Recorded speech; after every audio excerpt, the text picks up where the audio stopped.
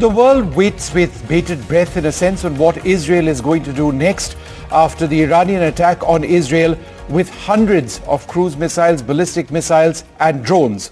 A coalition of nations and Israel primarily were able to intercept that. But the question still is there. Is Israel going to respond? Joining us now, Ian Bremmer, one of the foremost analysts in the world, somebody who's been looking very, very closely at the situation in West Asia. We'll also be speaking to him about the situation in Ukraine. Ian, thanks very much for being with us. The fact that there has been so far no response from Israel, the fact that Iran let the world know that they intended to attack, was this done, in your opinion, as a means of right-sizing the attack on Israel? I think they did their best. They clearly were trying to accomplish two different objectives that are very hard to do at the same time. They wanted a spectacular show of force. At the same time, they wanted to try to minimize the risk that Israel would respond militarily. That is a really hard thing to pull off. They did a lot to try to make that, to thread that needle, including, of course, a heads up to the Americans through third parties and exactly what it was they were planning on doing. Look, I think there will be an Israeli response. I think the important point is that it's a de-escalatory response. I think the Israeli response will be significantly more restrained than the initial Israeli strikes on Damascus that killed the high-level Iranian military leader that set all of this off to begin with. So in that regard, I think that we are through the worst part of this episode. The broader war, of course, is a very, very different matter.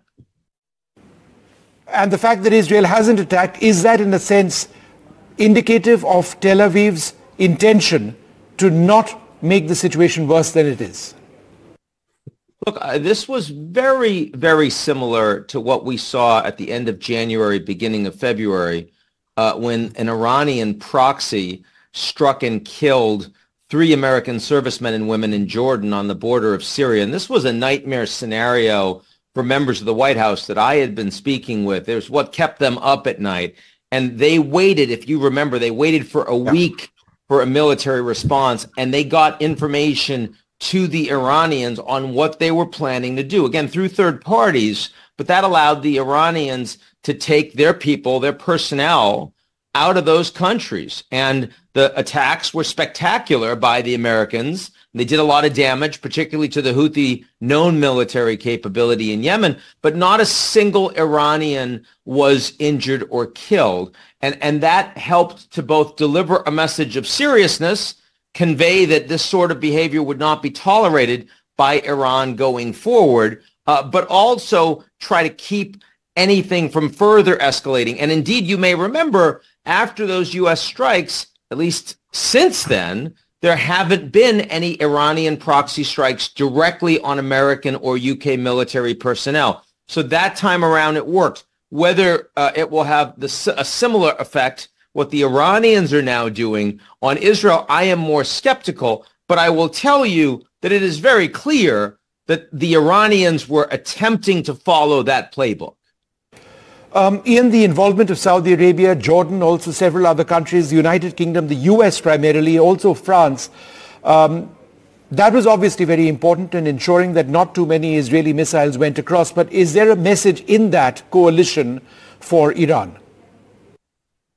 Again, I don't think that this is a threat that these countries are going to attack Iran. In fact, the United States, and that's the leading military power here, basically with allies putting Israel into a bear hug, saying that, your defense will have ironclad support from the United States and allies, and we will display that.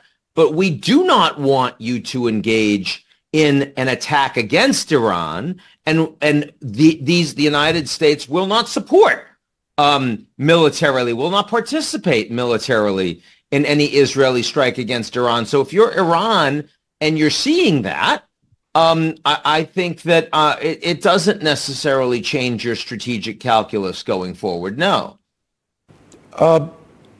In the validation of the technology itself, the fact that this missile shield actually works, How significant is that, particularly for the future, if there are more missile attacks from Iran?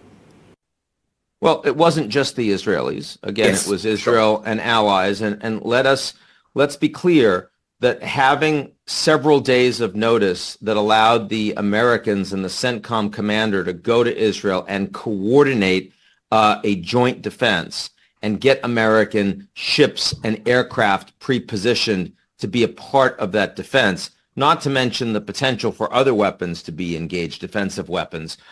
That's a big deal.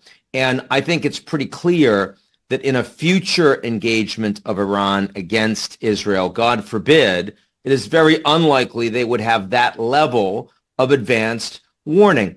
Also, you'll remember that the slow drones were sent first.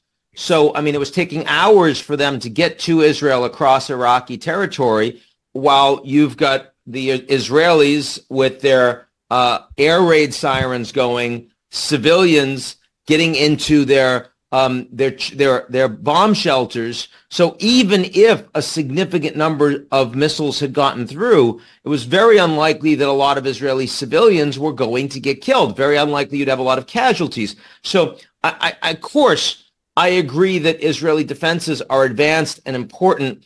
I also think the nature of this strike mattered greatly. Now, there's also the point that Israel, despite all of their advanced technology, had all of these people get killed on October 7th. And that also is something we should remember, that despite the best trained defense forces, border forces in the world, the best intelligence on a very small territory in Gaza that the Israelis know very well, as well as Iron Dome, they were asleep at the switch.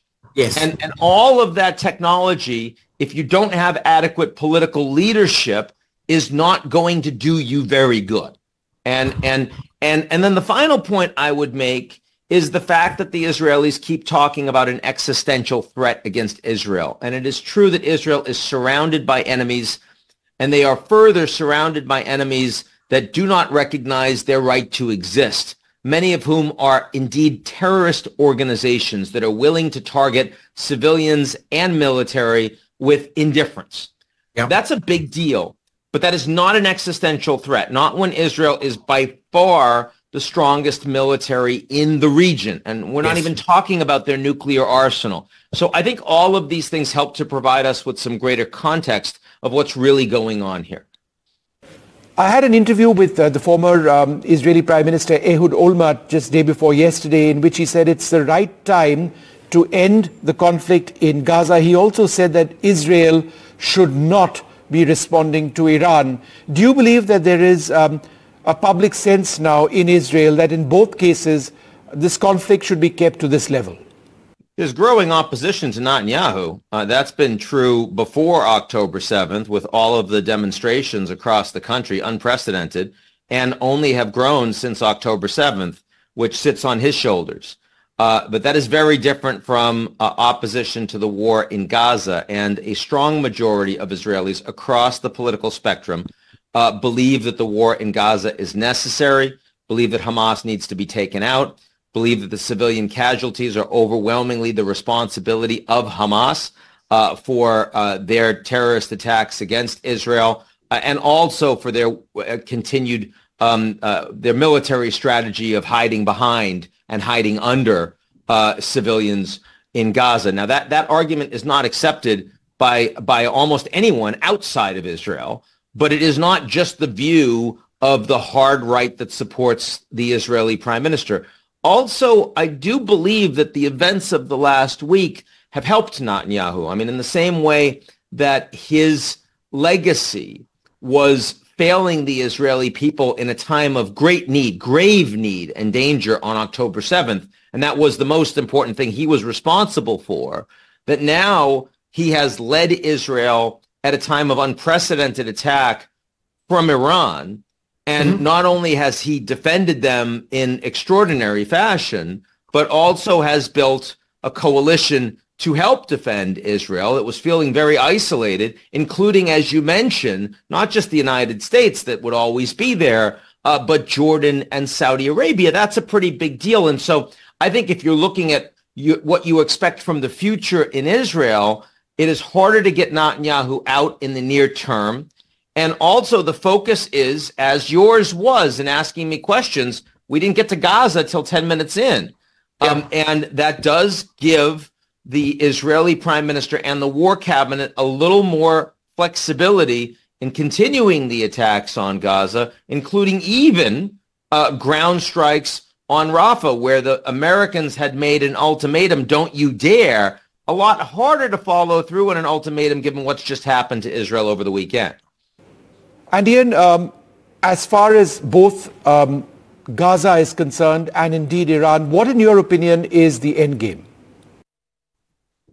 Well, I mean, you and I can talk about what the rest of the world wants the end game to be, and the Americans, the Europeans, the Gulf states, Jordan, Egypt have had those conversations.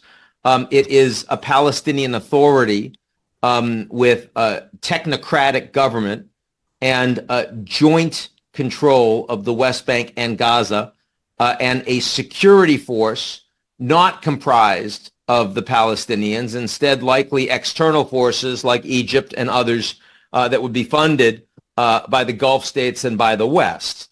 That would be a two-state solution that would be recognized by the world. The Israelis would probably have some limited buffer zone with security that would make it harder for missiles to get into Israel. That would be a two-state, that would be a sustainable peace in Gaza. Now, I don't think there's any way to get there in the foreseeable future. I think that the Israelis post-October 7th have been radicalized and are not prepared to end this war until outcomes come that are almost impossible to guarantee. And absent those outcomes, Hamas is still going to have influence on the ground and with leadership. On the other side, you've got Palestinians, both in Gaza and in the West Bank. And in the West Bank, there's been a lot of surveys. In Gaza, it's a little bit hard to run surveys right now, as you can understand. But I would say the Palestinians overwhelmingly believe that Hamas is the most legitimate form of governance they have because of what's happened over the past 6 months. So, I mean, certainly the thing that has been accomplished through all of this bloodshed, through all of this, the famine in Gaza, I mean, the horrific environment that the Palestinians are living through, and the never again violence that the Jews have seen, worst since the Holocaust on October 7th, is you have profoundly radicalized these two groups of people that live with one another, next to one another, for a generation. And I don't see any foreseeable solution that can be brought to bear in Gaza as a consequence of that. Ian, does public opinion in Iran count in quite the same way as it does in Israel? From whatever we know, the Iranian attack on Israel achieved very little in terms of damage on the ground. And that's a fact that people in Iran would know as well. What sort of impact would the attack nonetheless have in terms of shaping public opinion in Iran? Well, I mean, they showed that they could do it, and they quote unquote got away with it. I mean, if I'm right, and it's a de-escalatory strike that comes back from Israel, it's not very much, doesn't change the balance of power. You know, that's a big deal. Also, you know, Iran today is leading the so-called axis of resistance, which continues to strike the Red Sea shipping with impunity. Energy prices are up on the back of that. You saw that the Iranians also captured an Israel-linked vessel just outside the Straits of Hormuz. They showed they can do that. They showed they could do it again.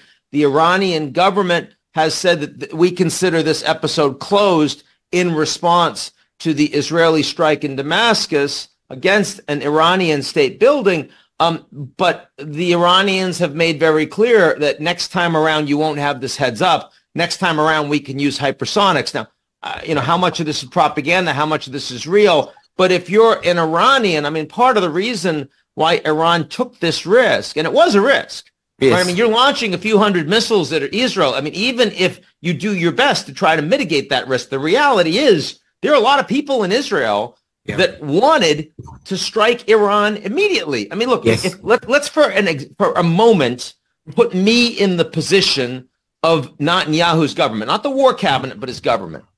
And I now see an Iran with an 84-year-old supreme leader who we believe has advanced prostate cancer, and he's had lots of demonstrations internally, and his economy's not doing very well.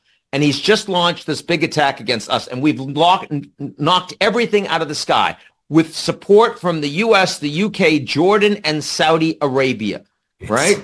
And now is the unique, opportune time to just take care of these guys. Yeah. Let's hit their nuclear facilities. Let's hit their military leadership. Let's hit their leadership.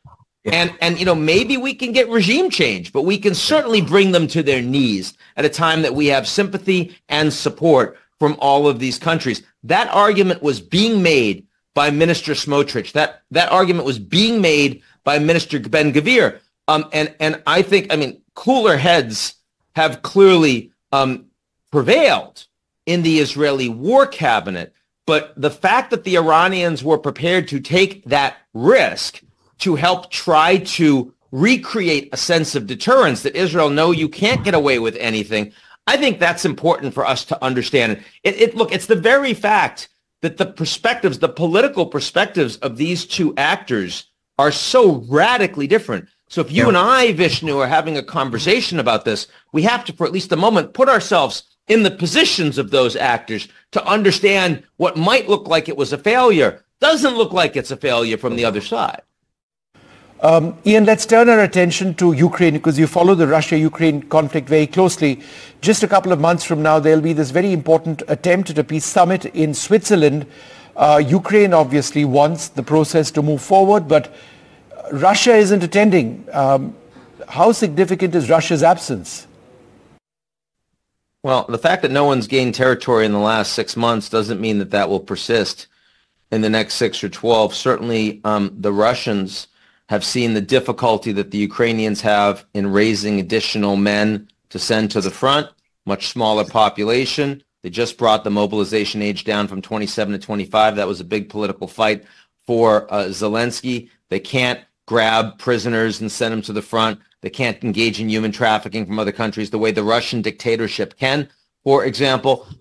So also the fact that it's unclear how much military support Ukraine will get and will continue to get from the United States and from its friends, though not allies, in Europe. So if you are Putin and you're looking at that, and particularly you're looking at the upcoming U.S. election in November, where you might get a leader that is much more sympathetic to ending the war and allowing you to annex significant territories in Ukraine in order to bring about a ceasefire, you as Putin have literally zero incentive to negotiate anything until at the very least after U.S. elections, and possibly not after that. So I think that this Swiss effort at negotiations, while it's useful to continue to display that the Ukrainians want to come and talk and the Russians don't, and that helps the Western position in justifying continuing to support Ukraine,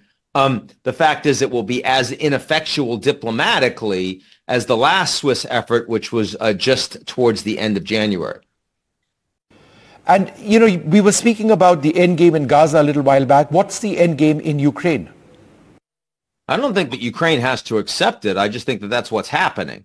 And I think that's what's happening even if Ukraine does get large amounts of military support. I mean, I wouldn't want to project exactly, you know, where the conflict eventually gets frozen, assuming it does. But I fear the best case scenario for Ukraine is that they are partitioned. They lose a significant piece of their territory, and not just Crimea. Now, I am deeply uncomfortable saying that because I think it's unjust. It's fundamentally unjust. I think it's not right that Ukraine should have to lose territory militarily to a much more powerful country, and they've done nothing to antagonize it. That's not the way the world order is supposed to work. Of course, it works that way lots of times across the global south. But in Europe, you know, the Europeans, of course, thought that we were done with these sorts of wars after the Soviet Union collapsed, and the Europeans were wrong. So, yeah, I think that's the outcome. But it might be much worse than that, of course. Ukraine might implode. The Russians might take a lot more territory. The Russians might be able to overthrow still the regime in Kiev as they intended to back on February 24th and 22. And I think that everyone's worried about that. I mean, there's no indication. Putin told President Macron, told Chancellor Scholz personally, lied to them bald-facedly in the weeks and months running up to his invasion that he had absolutely no intention of invading Ukraine. He promised he wasn't going to do it, and he went ahead and did it. This man is a liar. He's a cheat. He's a war criminal. He's corrupt. He's a thug. He should be removed from power, but it's not going to happen. So here we are having this conversation about what Ukraine should do. I mean, what Ukraine should do is get their land back. There should be war reparations, and Putin should be in jail in The Hague. But none of that is going to happen. None of that is even remotely going to happen. And I think that's a very big problem for the state of our global order today. And do you see India having a potential role in either of the wars? The reason I say so is because India has very good relations with Iran, with Israel as well, historically with the Palestinian movement. We have excellent relations, obviously, with Russia, Ukraine as well. So in the case of both these conflicts, do you believe that India can be a broker for peace? I think India has shown itself as being a very capable leader when it chaired the G20. India increasingly is not trying to be neutral, but is trying to be a so-called friend of the world, maybe a little less with China and Pakistan, but generally speaking more with most other countries out there. And certainly when you talk about both Russia and Ukraine and Israel, Palestine, and Iran, India is more credible as a honest broker than most other countries in the world are, including the United States. Now, credible as an honest broker does not equate to diplomatically capable, does not equate to militarily powerful, does not equate to uniquely influential in terms of pushing actors to do what you want them to do. But as an honest broker, India is in a very strong position. And the more powerful India becomes, it's on track to be the third largest economy before the end of this decade. I think that helps. I think it's generally good for the world and good for world stability that India has a larger voice and larger diplomatic ambition today than it did when I was in grad school. I think it's a great thing, and I'd like to see them do more. All right, Ian Bremmer, wonderful speaking to you. Thank you very much for speaking to us. Well, that's all the time that we have on Left, Right and Center. From all of us here, goodbye.